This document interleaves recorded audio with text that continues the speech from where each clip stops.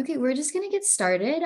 My name is Mia Spencer. I use she, her pronouns, and I'm a rising third year who has worked with the orientation program and onboarding. I've had the privilege to work with this team as an orientation leader and now as a student coordinator to help coordinate the onboarding and the orientation initiatives.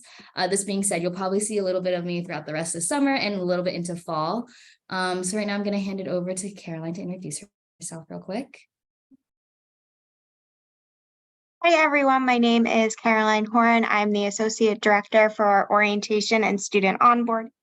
We are so excited to have you all today for our Falcon live chat. And if you have any questions, feel free to put those in the Q&A box. And we will also share our contact information at the end of the session. Yep, and And like Caroline said, we'll have a Q&A section at the end. And if we aren't able to answer your questions, you can always email us at GA_. And if you're watching this as a recording and you have any questions, you're more than welcome to email us. And with that, I'll let our campus resource partners introduce themselves.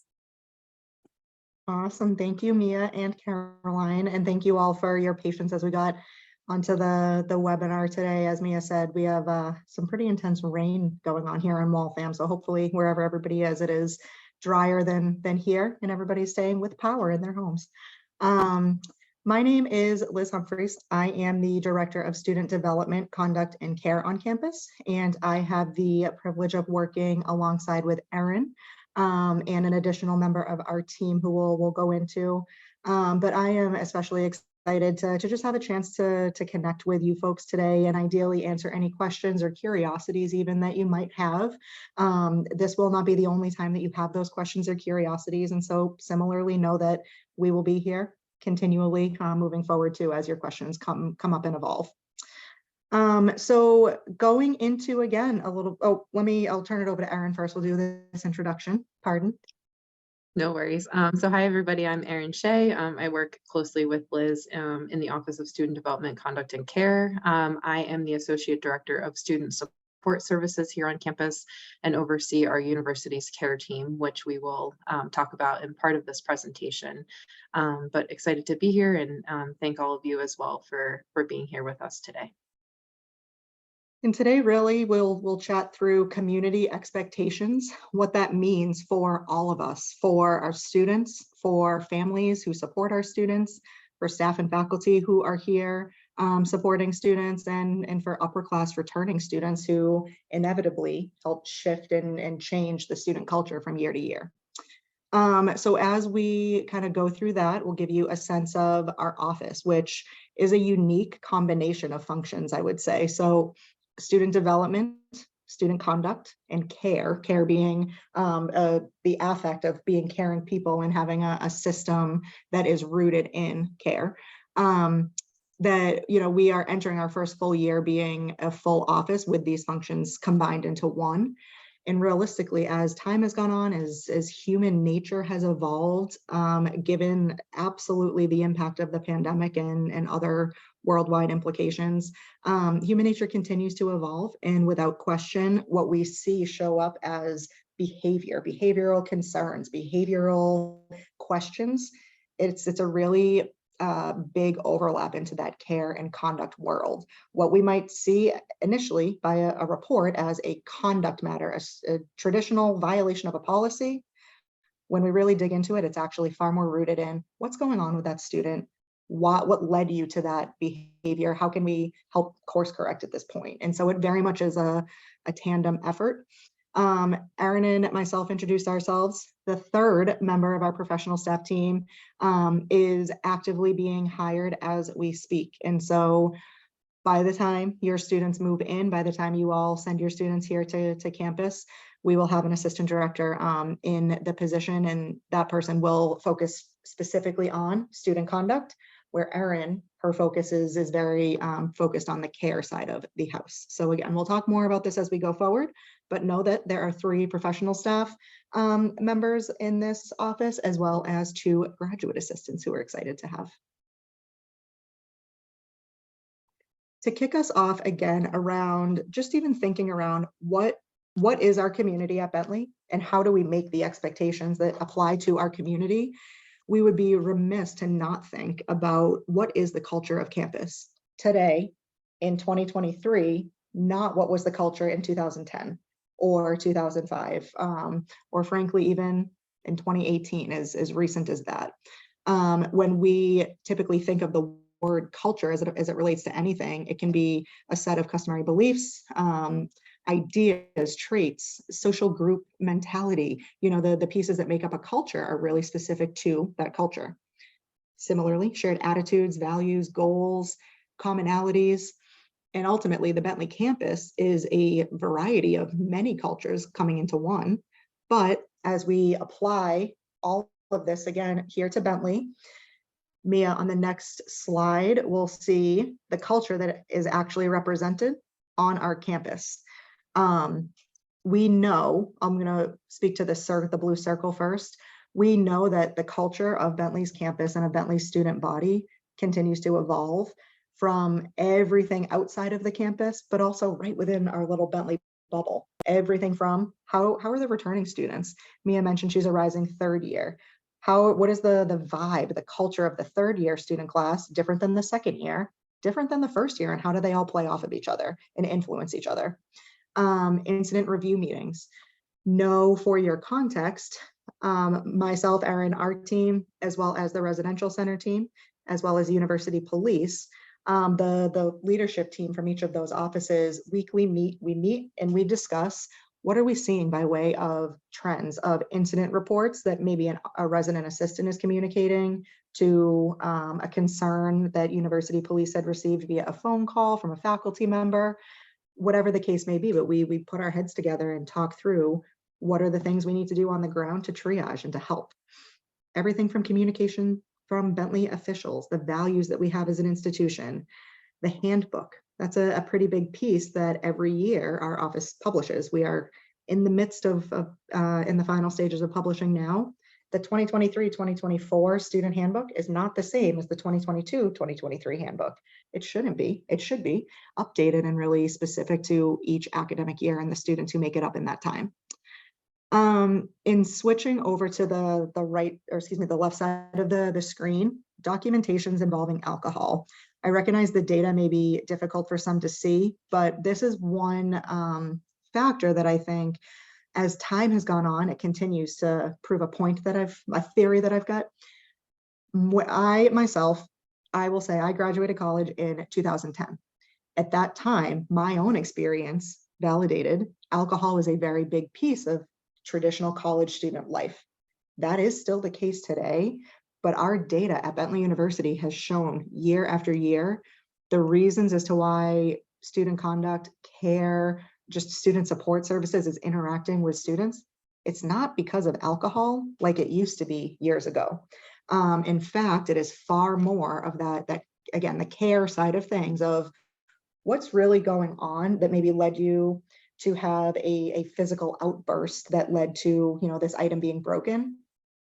The easy answer might be alcohol, but it really is just, it's not as limited to that as it used to be. 2022-2023, our most recent academic year, in the full year, both fall and spring semester, there were 278 total documentations that involved alcohol. That doesn't mean underage alcohol. It could mean an off-campus student who is 21 years of age, but had a visit from Waltham police because of a phone call that Waltham got. So it's anything involving alcohol, 278. If we look back to 2014, 2015, that number started at 710. And again, so the downline in the trend it's very consistently down. If we as an office, as a division of student affairs, as a Bentley community didn't consider that, I don't know that we would be doing the best service to your students who are now our students also. And so the context behind this realistically to, I hope, give you some assurance to know that we look at things like data to really make sure that our support services are accurate and that they are bolstered where they need to be and maybe where they don't anymore, but they used to make sense. So this is, again, the piece of community expectations and how we form them, how we form the culture of what is accepted on our campus and what is not. We'll go into some more specific policy pieces, but I can tell you anecdotally, one thing that is just, it's not accepted on our campus by way of policy, by way of the way that students view it, by the way of faculty, staff view it. It's one of those things that's just not cool. Physical altercations, fist fights. I think those are things that, is that a policy violation? Absolutely. Will that be processed through student conduct? Yes. Outside of that, just the viewpoint and the perception, it's just one of those things that it's just not okay to do here. And I think that sometimes is more educational than something like a system or whatnot. But again, we'll talk more about some of the specific, policy related pieces as we go. Nothing by way of policy will be shocking to you. It's ultimately, my hope anyway, what folks could expect to see. So again, more so on the student conduct side of the house first. And as a reminder, so myself and the assistant director of student conduct are the two of our office that really focus on the conduct side of things, whereas Erin is very purposefully kept out of that. So our conduct system itself is rooted in a philosophy called restorative justice. And ultimately, the roots of that philosophy are, how can we help a student identify the harm that they have caused and work through it so that it does not occur again. It's essentially, how can we repair the harm that has been caused? And first and foremost, we work with students to help them identify and understand that X, Y, and Z was harmful or wasn't, or whatever the case may be.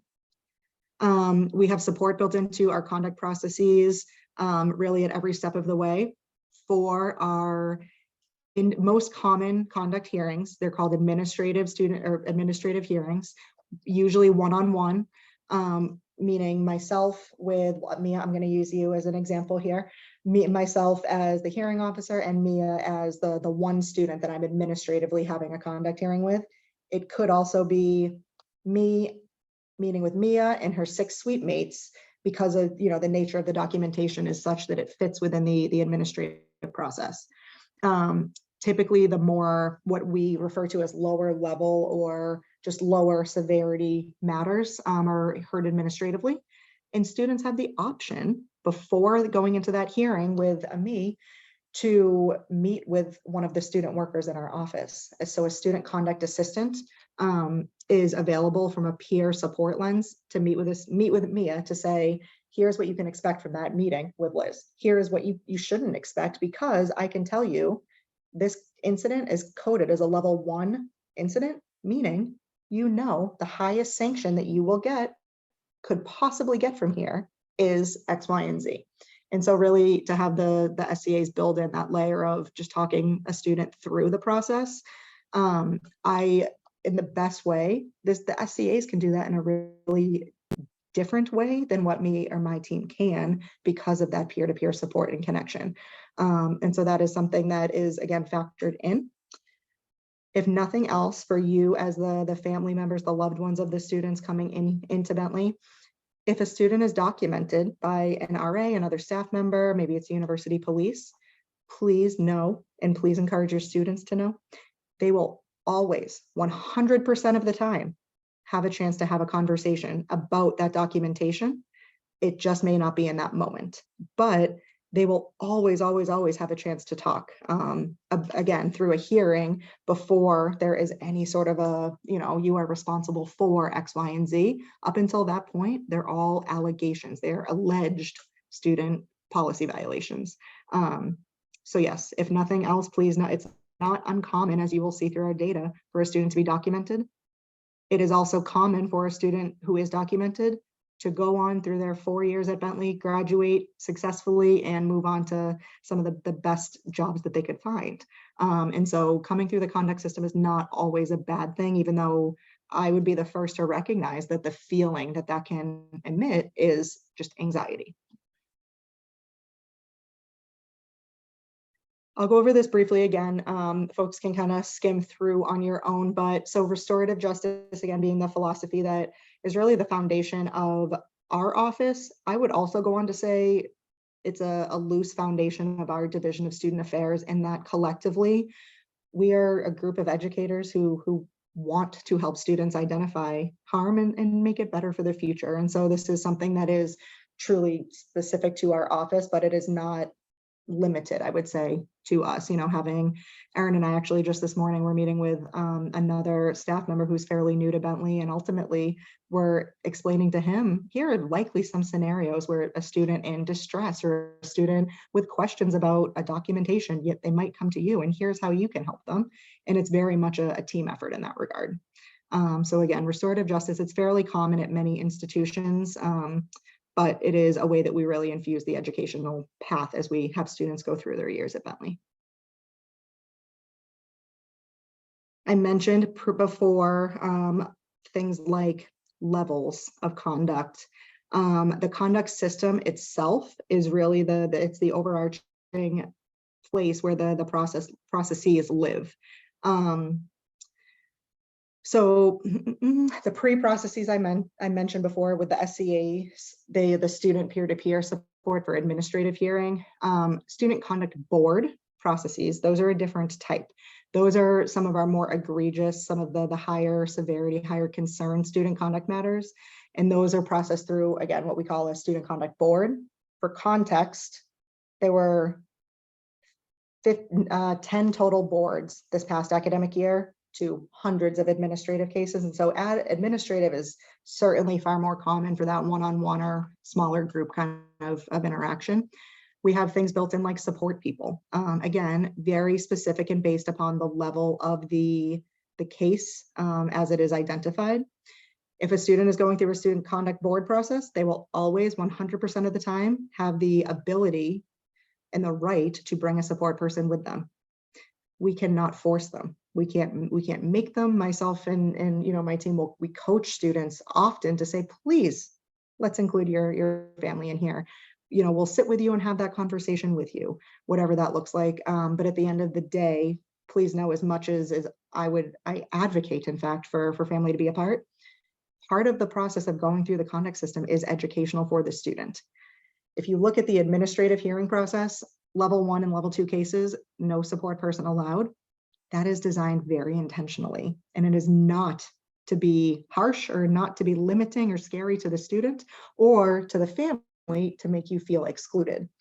It is, in fact, a way for us as educators at Bentley to really work with the student one-on-one, because we have deemed a level 1 and a level 2 case are their incidents where we know a student will not be suspended or expelled from Bentley University. That is reserved for level 3.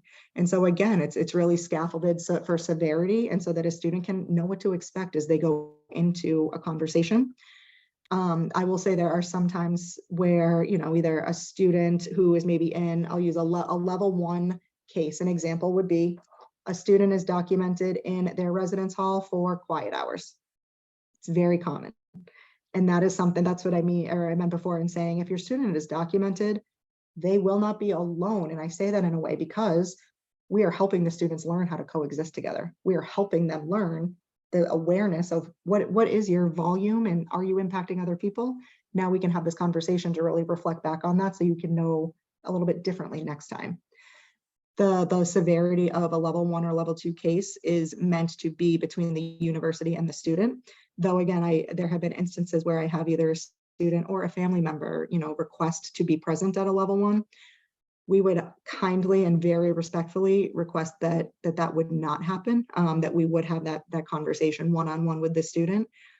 Know this, after that hearing, I am happy to talk for days about, how that conversation went with the student with me or not. But I think the benefit that we have of the conduct system is we have the chance to get in front of students to really have some really specific and nuanced conversations. And in a way we can really build that connection with the student to help them again learn so that behavior is not repeated in the same way in the future, so that 10 years from now, our students are not getting Waltham police called on them because they are making their neighbor upset because of their music.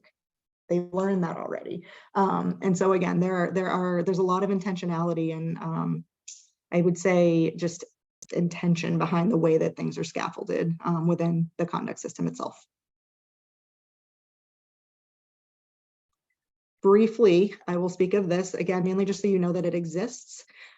We have now for, I believe this is going into the third year of our medical amnesty and assistance policy. It has taken a variety of names over the years. Most recently, to Mia, it will look familiar as the medical assistance policy.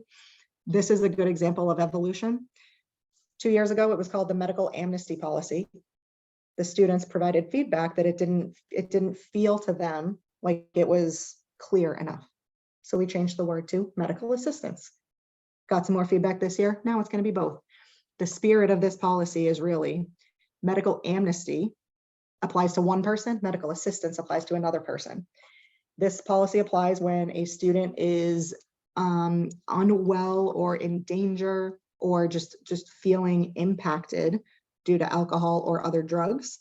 And we want our students to get help. That is the end all be all of it. And so this policy was created here in alignment with many other institutions, really around a way that we could provide medical amnesty to the student who is intoxicated, to say, please just get yourself help, have a friend call university police, have a friend call an RA. We just want to get you medical attention right now. And with doing that, we know that you are asking us for help.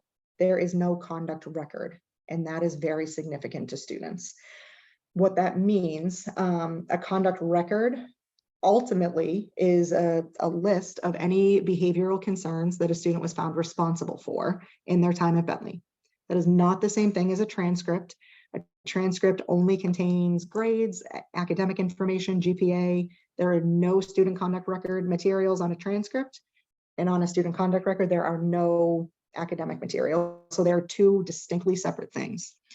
If a student is granted medical amnesty and assistance, they will still meet with myself or a member of my team to, again, have that educational conversation. We will still have them meet with our community wellbeing and health promotion office so that they can get some education around whether it's alcohol and other substance. And those meetings are done with confidential staff members, meaning that the student can really share whatever they'd like and have the security that it is fully confidential within that conversation. Within that, they get some education. There is no conduct record.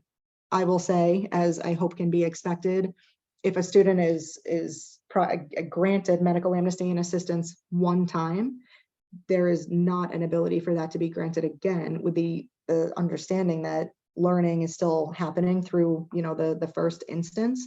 I think in an instance where we have repeat students, which it's single hand in my 10 years here, it's very low.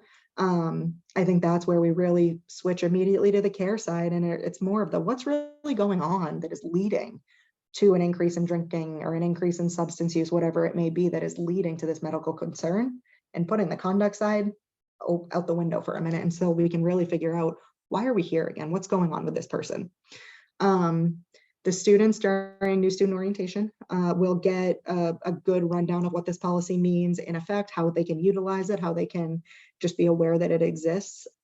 In a sense, we want to advertise this so that at the end of the day, our students can know, just get help. If somebody is in need, just get help. Please don't you worry about the conduct system or view that as a barrier to get somebody medical attention if that is really, what is needed in that time. And so this is a policy that I feel really proud of.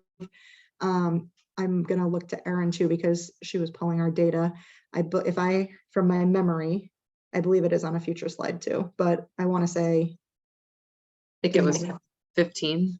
Yeah, so 15 students benefited from having a friend call an RA or call university police to say, hi, my friend Liz she had too much to drink and she is not doing well and I'm really worried about her. Can you help me?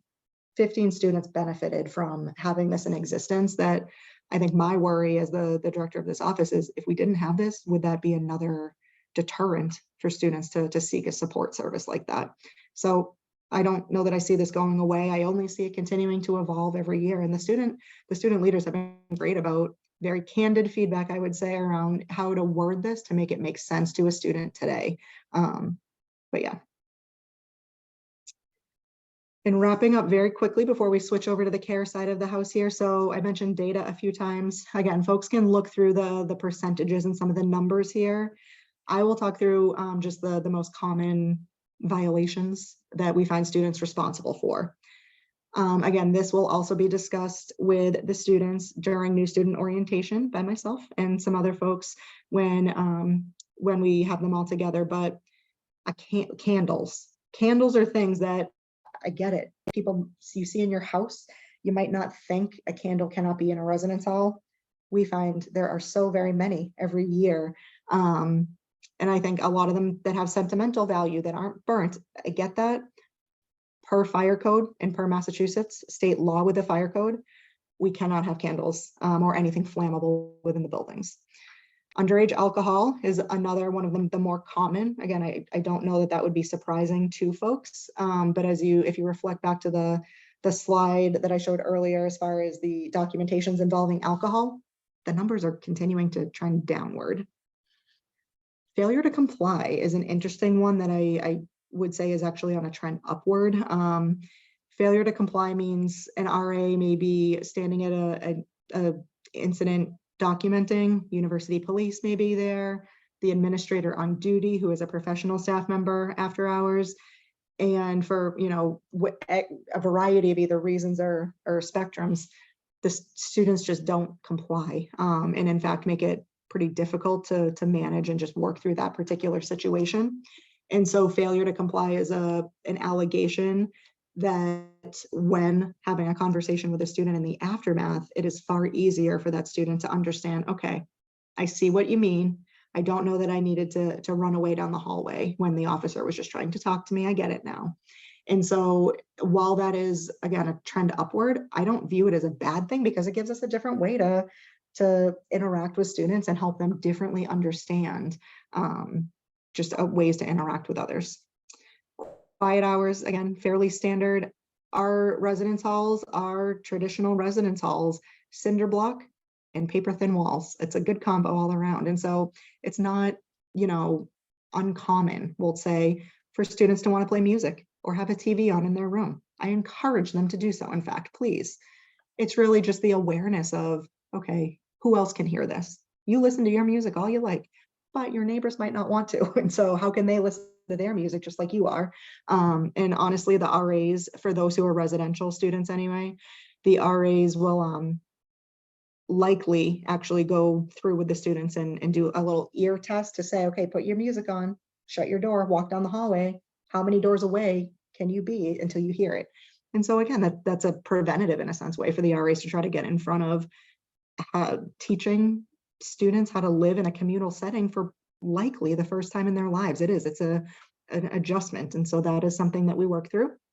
Appliances and other prohibited items. Again, for those residential students living at Bentley, the residential center will have the most comprehensive list of the items that are prohibited. But again, it's what I would imagine things that folks could think of. The traditional first-year residence halls do not have kitchens. And so I think the problematic scenarios that have arisen when we have a standard double room and a student brings an air fryer in and it's like, no, there's no ventilation in here for that. It's going to set the fire alarm off. And so an air fryer is one that just came to mind now, but an old example, old to me anyway, lava lamps from back in the day, it still seems that those are a hit. Lava lamps, because of the halogen nature of the bulb, cannot be here. And good question just came in. What are the quiet hours? So it depends on the day of the week. The days that there are classes the next day, 10 p.m. So traditionally Sunday through Thursday night, the quiet hours kick into effect at 10 p.m. On Friday night, Saturday night goes to 1 a.m. Again, the theory being if there are no classes the next day, so let's say it's a Sunday and there are no Monday classes due to a holiday, then quiet hours are that 1 a.m. So it's a weekend night. But there are 24-hour courtesy hours at any point in time. So 1 o'clock in the afternoon and your students blaring their music so the whole residence hall can hear, they're going to be asked to turn that down simply for the courtesy hours effect. And again, that's at all times. But the dedicated hours, again, it's capped at 10 p.m. and then 1 a.m. All right, we talked about a lot of this good stuff already, including the medical amnesty and assistance and whatnot. So we'll switch on over again to the care side of the house, and I'll turn it over to Erin. All right. Thank you, Liz. So I think a common thread and theme in what we've been talking about, hopefully you got from Liz's section of the presentation as well, is just that we really care for your students here. We care about each other in our community, our staff members, our faculty, students, and also the families of students, friends of students. So we're here really to encourage a community of care, and not just to use that as something cheesy because we have a care team, but that's something that we really try to get across here, is that we're here to help you, to partner with you, to help your student during their academic journey here. And we recognize that being a student, being a human being can be really challenging. And whether it's an individual experience, shared experience that your student might have, we have resources here to help. And if your student needs help in navigating those resources, that's where we as a care team and we as an office can really help connect them. So I'll speak a little bit more about the particulars, but that's kind of the overarching message that I hope that you take away from this today. So our care team is a small group of staff members from student affairs and academic services. When I get to the next slide, I'll show you the specific offices that are represented on our team. And the specific members of our team are really those who help triage the referrals that come in, and then help coordinate the outreach to students. But really our whole community, as I was saying before, our whole community here at Bentley is really a part of our care team, because we really rely on each other, consult with each other to help, connect the student with the resources they might need. So our team really is tasked with responding to concerns and then following up with students. And I will say, our team is not for urgent or emergency concerns that we would always want. If you ever had a concern for your student or any student here, or if your student had a concern for a friend that also goes to Bentley, we would want them to call University Police, as they're available 24/7 and can really respond immediately, especially if it's a immediate physical health concern or mental health concern. And there are some other 24/7 resources that I'll talk about a little bit later as well. But these are for concerns that are not urgent, not emergencies. But if you ever have a concern for your student, or your student is concerned for a friend who goes to Bentley, they can fill out an online referral form that then goes to our team. Our team again triages these concerns, looks at what is this concern, what is the severity of the concern, do we already have an existing referral for this student, or have we connected with the student in the past? What might be helpful for them? How can we best connect them to resources, whether they be on campus, off campus? How can we partner in some ways with families? If the student, for example, I'll just use this situation, is going home soon for a break, and they're going to be home, how can we make sure that the support that we're offering them on campus continues at home? Or just partnering with families to make sure that we're really understanding the situation the best that we can. So I'll give a little more about the specifics, but that's kind of a general overview of our care team. You can go to the next slide. Thank you. So again, these are the offices that were represented this past academic year on our team. Again, the folks that are regularly triaging those concerns that come in. And as I said, these aren't for emergencies, the referrals. So we review them every business day and respond generally within, I'd say, a day or two to the concerns that come in. But these are the folks that are represented directly on our team.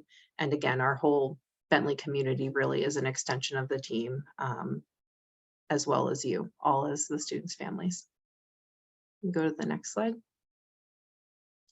Just sharing some data from the academic year. I think this is helpful to see in terms of how many care referrals we received, just to normalize. I think, if your student shares with you, hey, somebody named Erin reached out to me. They said that someone's worried about me, or, she's looking to meet with me to try to connect me to resources. She said I'm not in trouble, but I don't really trust that, which I could understand if somebody unfamiliar to me, and I was a college student, reached out and said, hey, like, do you want to come in to talk? I recognize it's a tough time in the semester. We have resources if you're struggling or just need some extra support. But you can assure your student, if our care team is reaching out, it is really just because we want to check in with the student. We want to see how we can maybe be of assistance. Again, we recognize college can be tough. Things come up academically, personally, inside Bentley, outside of Bentley, and we are here to help navigate those challenges. So we had almost 400 referrals submitted last academic year. And it says 305 unique students referred, because sometimes, as I shared, we might get a referral, might get multiple referrals for the same student. So I think that just goes to show that we really look out for each other here at Bentley. I think we are such a small, tight-knit community, which can have its challenges at times for sure. But I think, if your student isn't showing up to class, or if, they're displaying a behavior that others are observing as concerning, it very well, I would say a lot of the time goes noticed, and people will reach out to express concern and want to make sure that that student is okay. So, please know that, we do receive a lot of referrals and really want to help support our students. The majority of those referrals come from staff members. I think a lot of times we're frequently interacting with students. We might see them, in different organizations, events on campus. So I think sometimes they might feel comfortable disclosing to us something that's going on. And then the staff member puts in that referral. Likewise for our faculty, we definitely saw, I think, an increase in faculty referrals starting at the beginning of the pandemic, because a lot of our students at that time were living and learning off campus, and faculty were oftentimes the folks that our students were interacting with the most. But that continues to be the source of a lot of our referrals as well. Sometimes noticing if a student is not showing up to class, and maybe the student is communicating with the faculty member a challenge that's going on at home or in their personal life, and that faculty member wants to make sure the student has resources. Or maybe the student isn't showing up for many classes and isn't communicating at all, despite the faculty member trying to reach out. So those are some situations where it's showing up academically, but there's usually layers to a student's challenges that they're experiencing. And then also students and family members or friends submitting referrals as well, although those numbers aren't as high as prior years. So I want to work with our community as well to learn, are there barriers to submitting referrals? And I think what I would really hope you can encourage, to your student is, please, reach out. There are staff on campus that want to be there to help you navigate challenges. And also if you're, observing a friend or a roommate and you're worried about them, they want to help you too. So we're really here for those reasons. The top areas of concern, I'll just highlight briefly. So mental health is always the number one reason that students are referred to us. So whether it is, a new challenge that students are trying to navigate, this time in life is when a lot of mental health challenges emerge for the first time, or our students might already have, a history of treatment or mental health diagnosis, and living away from home for the first time, or entering a stressful time in the semester with midterms or finals, or just being involved in so many activities, can place a strain and a stress on students. So sometimes anxiety might be higher, depression might emerge or resurface. So those are common reasons why people might reach out on behalf of students, as well as academic concerns as well, tend to be our highest. And then going along with what I just said, we tend to see the most referrals. I'd say it coordinates with certain times in our academic calendar where stress and pressure might be higher, such as midterms, which kind of happen over the course of October into November. And then again with the spring semester as well. So those can be tough times before we have more extended break periods over Thanksgiving, winter break, spring break, and then the end of the semester and academic year.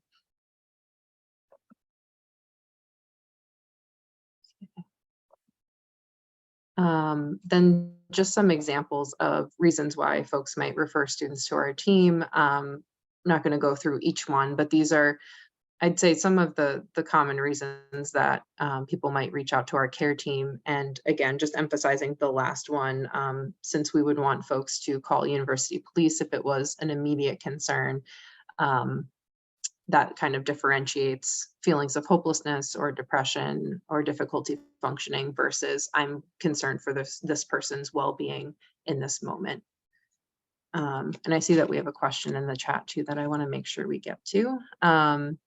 Somebody asked, are parents made aware, given all these situations, confused by the privacy policy? So this one, it came in just for your context, Erin, if you saw it right before you started speaking. And so Okay. why don't you, from the care lens, say Sure. that answer, and then I'll do the conduct one. Sure. So I'd say from the care lens, as I shared before, we really try to partner with families when we are hearing concerns for their student, just acknowledging that you know your student very well. We are meeting them, for the first time or just know them in specific contexts. So your student might be sharing some information with you about some of their challenges, or we at least want to partner with you so that we can best support them moving forward. So, when we are hearing significant challenges and information, especially as it relates to well-being, we often are calling families. So please don't be surprised or alarmed if we are calling or leaving, a message to you to want to include you in those conversations. And I will say that we're typically transparent with students about, like, we want to include your family in this conversation. Would you like to invite them, or, we can give them a call, or we are going to call them to let them know, because we're worried about you and we want to make sure that we're being supportive and that you can be successful in whatever that looks like for you. So that's my short answer. And then if Liz, you want to. Yeah, no, I love and appreciate that this question came in. I think just as Erin said, we are happy, in fact, to partner with families, whatever that looks like. We also have to recognize every student's family dynamic is different. No two dynamics are the same. And so we ultimately will include, whenever we possibly can, a family member. We, throughout all of Bentley, there is a law that folks may have heard or seen at this point, but it's called FERPA. It's the Family Educational Rights and Privacy Act.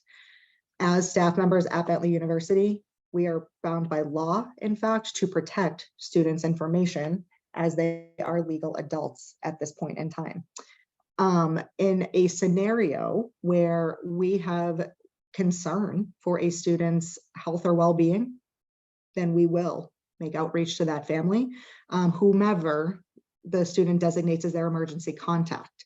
And so this, to be, I would say, just clear, in order for Bentley to call anybody, the student has to designate whomever as their emergency contact. That can be different than a missing persons contact. That, and so there are ways that you can work with your student to ensure that you are designated, or whomever makes sense to be designated to receive that phone call. Examples that I would say, not in any way, I think there's always going to be a range of reasons as to why we reach out to families. Anytime a student leaves campus by way of a transport, be that to a hospital, be that to, while it is not common, be that to Waltham Jail, anytime a student leaves campus, Bentley's philosophy, and this has been the case in the 10 years that I have been here, is that is certainly a reason that we feel worried for that student's health or well-being in that moment. We're going to go ahead and notify the family, again, whomever that student designates as their emergency contact. So if you are not that person and you're not named, then we legally cannot call who is not authorized by that student. but we will in any scenario that we can. Level 3 conduct is an area where this year moving forward, we are actually going to make it much more of a blanket. If a student is being adjudicated through a level 3 conduct matter, what that means is that they could receive the full range of sanctioning, everything from quiet hours to expulsion from the university. Even the element of a student going through that and processing that information can be a lot. And so any instance where a student is being adjudicated through a level 3 student conduct matter, we will also be working with the student to say, like Erin mentioned, please, have you given your family a heads up yet? When feels good for you? Tomorrow? That's fine. We'll give the student that first chance to make contact home. But we will be doing that. And we make that clear to the students, please sit with me while I call. Let's have this conversation together. Again, and that's for the conduct matters, the non-emergent. Anytime a student's health or safety is in question, that will be a phone call home. And so I mentioned before the administrator on duty. That is a full-time Bentley staff member. It's one of the residence directors who is on duty 24 hours a day. In a scenario where a student is, let's say it's a Friday night and a student is being transported to a local hospital, is Newton Wellesley, is the most common that we have students go to, Newton Wellesley Hospital for intoxication. The administrator on duty and university police are physically with that student from the moment they are with them until they are transported in an ambulance. And at that point, once the student is confirmed at the hospital, the AOD does make a phone call home. And so it's not in the most expected way, but 2 o'clock, 3 o'clock in the morning, that would be an instance in that immediate moment where we would want to, unfortunately, wake a family member up to say, we need to speak to you right now, type of thing. Your student is okay, but we do want to make you aware of this, that sort of thing. So again, wherever and whenever we can partner with families is the answer. And as much as we can, with the student as a part of that too. They are the student at Bentley, and so we want to include them when we can. You can go to the next slide, Mia. Okay. And I want to make sure we leave some time for questions as well at the end. So I'll go through these a little quick, but giving you a sense, I think this is good to know of your student entering Bentley, looking at when the referrals were submitted. So we receive the most referrals for first year students, and that's not to say that first years are having the most challenges necessarily. I recognize that the transition to college is difficult and that, it comes with a lot of challenges just inherently, but also first years are often, the most closely connected, I think, during the beginning of their time at Bentley, just looking at some of the groups that they might be connected to, such as our orientation leaders, our resident assistants, a course called Falcon Discovery Seminar, which all students take.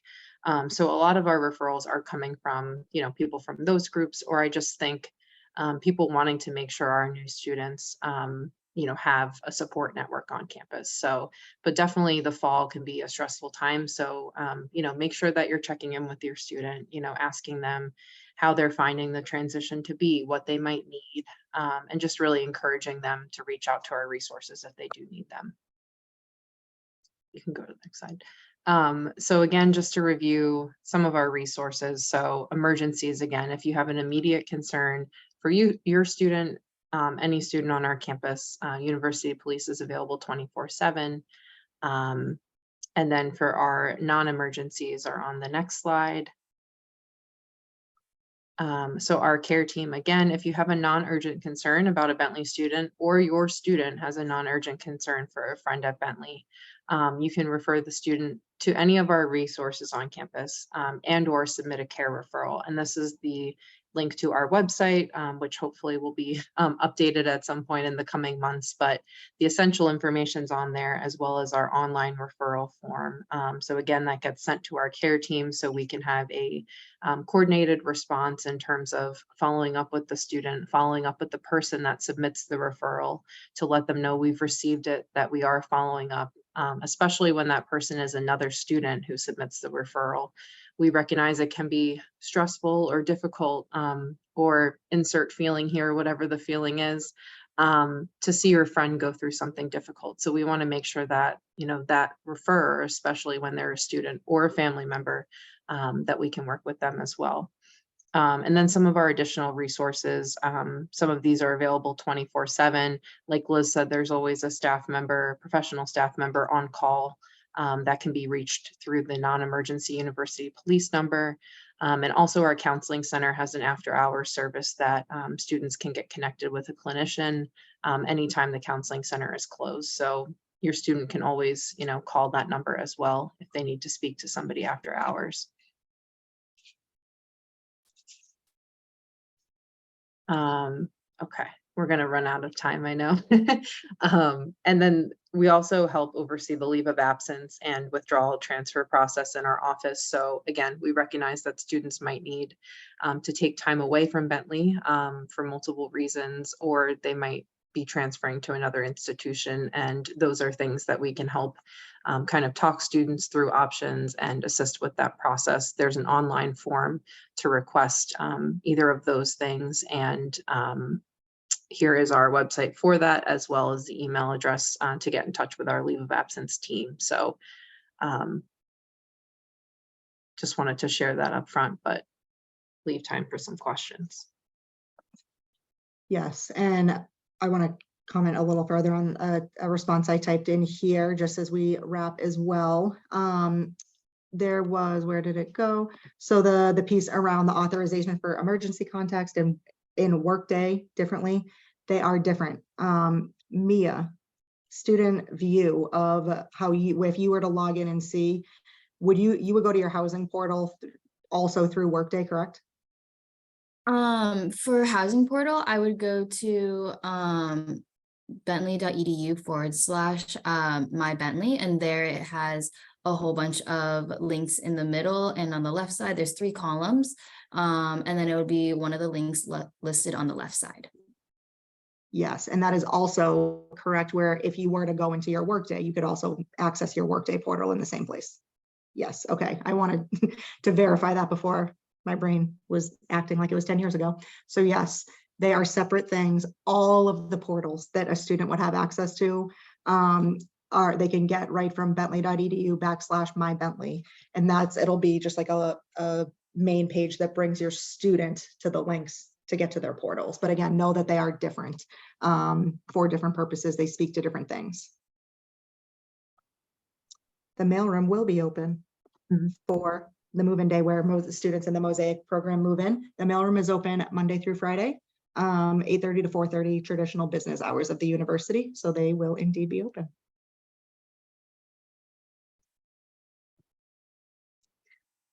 The other, piece I would say too, if folks, as you are getting more questions, or if we didn't answer something specific that you had, please feel free to email either of us individually.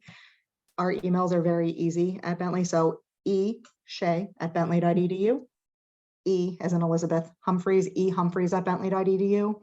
You are also most welcome to email our general student conduct account, and we can answer that way too. So GA_student-conduct@bentley.edu. As things continue to come up, we have an Instagram that your students can follow. I hope that we will continue to expand our social media presence. And I think that is a way too to continue to keep contact with families and to keep you apprised of what are the things that are going on. Again, as we wrap quickly, so a couple things that are new that we've not done before that we're excited about. Continuing to expand the SCA role. We have 2 graduate assistants in our office. I would like to have said within the last couple of years, we did a lot of programming and forms of community engagement for our students. And unfortunately, that has not been the case given all of us as a human species coming through a pandemic and adjusting on the fly. We have a team and have staff support moving forward this year like we haven't had. And so I hope that you will be able to see a series of programming and community engagement efforts that we can put on preventatively to get to know the students in a way we haven't before. So follow us on our Instagram if you have one, and hopefully you'll be able to follow along for some of the cool things that we are doing with your students.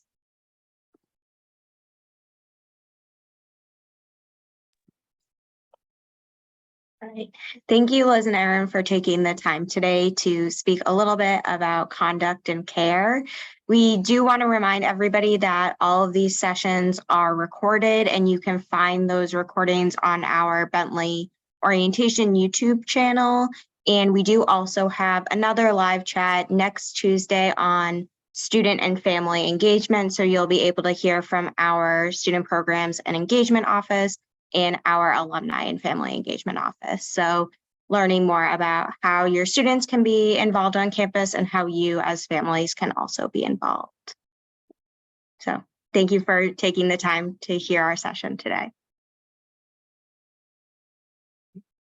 Thank you, everybody. Liz, did you answer the question about the Instagram that came in? Is it I was just going to say, I think so, but it didn't see it. So at Bentley Student Conduct. At Bentley Student Conduct. And that's how you can find most Bentley accounts, just at Bentley, and then they'll populate and you'll see many of the office accounts here. Thank you all so much. We're so excited to have you as a part of the Bentley family. Thank See you, on everybody. moving day.